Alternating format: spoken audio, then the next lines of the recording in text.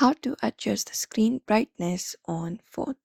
Hey everyone, in today's video we are going to learn how to quickly adjust the screen brightness on our phone, whether it's too dark or too bright. So let's just dive right into the video and get started. So first of all, we can swipe down from the top of our screen, and most phones swipe down once or twice and you will be directly finding a brightness slider here. So you can just go over and drag the slider left or right to make your screen dimmer or make it brighter. This is one of the way.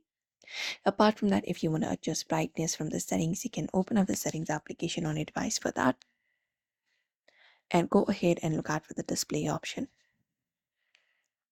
And under display, you can find a section called brightness level or brightness, and you can just go and adjust the slider right here as you like. And if you want to adjust the brightness automatically, we have this option for auto brightness. So we have this option called adaptive brightness that we can tap on in order to turn it on. You can just go and do so and again tap on it in order to turn it off as well. And that will help us save battery and adjust the battery brightness based on lighting. And that is it. That's how we know how to adjust the screen brightness easily on phone. So if this video helped you out, do not forget to like and share.